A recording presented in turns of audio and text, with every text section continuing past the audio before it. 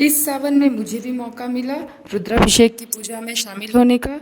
और ये पूजा होनी थी मेरे जेठ जेठानी के घर पे, जो हमारे साथ ही रहते हैं। ये देखिए फूल बेलपत्र सब तैयार है पूजा के लिए। और ये देखिए पंडित जी आ चुके थे, उन्होंने पूरी बेदी सजा दी थी, बहुत सुंदर लग रही थी बेदी। और यहाँ मैं लिख रही थी बेलपत्र पे राम राम अष्टगंध से। मुझे सभी बेलपत्रों पे राम राम लिखना था और इसमें मेरी हेल्प की मेरे हस्बैंड ने। और इसके बाद हम सभी लोग पूजा में चले गए थे। ये देखिए यहाँ पे पूजा स्टार्ट हो चुकी है। जेठ जी और जेठानी दोनों पूजा में बैठ चुके हैं। पंडित जी ने पूजा शुरू करवा दी थी, हम लोग पीछे बैठे हुए थे। और मैं इसके साथ ही चली गई थी अंदर, क्योंकि मुझे पंडित जी के लिए थोड़ा सा फलाहार तैयार करवाना था, क्योंकि पूजा बहुत ज़्यादा लंबी चलने वाली थी।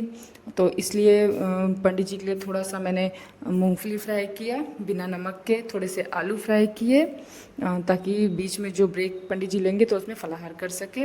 और साथ ही देखिए मैं यहाँ पे काट रही हूँ प्रसाद, जो पूजा के बाद बंटना है सब में। तो प्रसाद में मैंने खीरा काटा, खीरा को छील के अच्छे से काट दिया। और उसके बाद उसमें कुछ सेब काटा, सेब को भी छोटा छोटा बारीक बारीक काट दिया।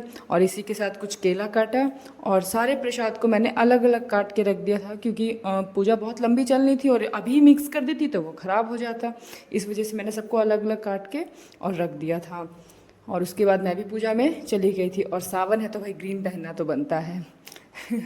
और ये देखिए जब मैं वहाँ से आई तो मुझे बुला लिया गया, क्योंकि अभिषेक हो रहा था और जेठ जी अभिषेक कर रहे थे। और उन्होंने एक डोरी पकड़ी हुई थी, जो हम सब ने भी पीछे पकड़ी हुई थी, तो हम सब इसमें शामिल थे।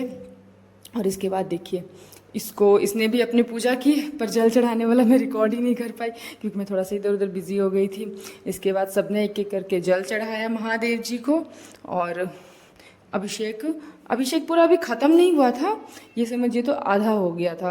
तो जैसे उनको अभिषेक कराया, और इसको देखिए इसकी मस्ती पूरी फुल ऑन चल रही थी। दोनों बाप बेटा गॉसिप में लगे हुए थे। और देखिए अभिषेक होने के बाद यहाँ जब पंडित जी फलाहार करके आ चुके थे, उसके बाद भोलेनाथ जी का श्रृंगार किया गया। श्रृंगार देखिए, उनका श्रृंगार इतना सुंदर हुआ था, मतलब देखने में बहुत, मतलब इतना अच्छा लग रहा था, मैं क्या बताऊँ। तो देखिए उनका श्रृंगार हो रहा है यहाँ पे फूलों की माला से, और तरह तरह के उनको फूल चढ़ाए गए। और उसके बाद उन्हें वस्त्र ओढ़ाया गया। और जिन बेलपत्रों पे हमने राम राम लिखा हुआ था, उन्हीं बेलपत्रों से इनको अच्छे से सजाया गया। अब देखिए मतलब इतना प्यारा लग रहा था ये दृश्य, मतलब बहुत आनंद जैसे आ रहा था। और देखिए यहाँ पे हमारे भोले बाबा का श्रृंगार हो चुका है और वो कितने अच्छे लग रहे हैं।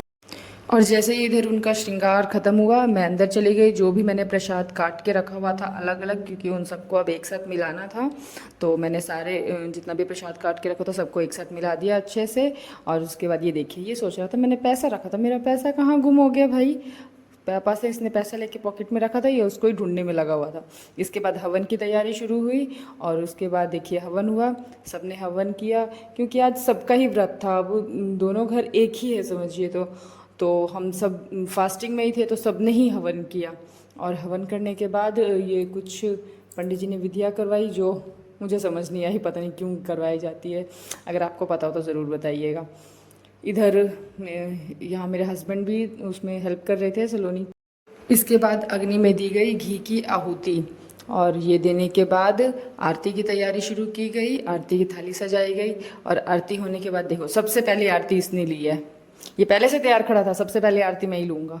इसने सबसे पहले आरती ली। और ये देखिए पूजा संपन्न हुई। हर हर महादेव, कितने सुंदर लग रहे हैं ना महादेव। और मतलब मन आनंदित हो गया इस पूजा में शामिल होके।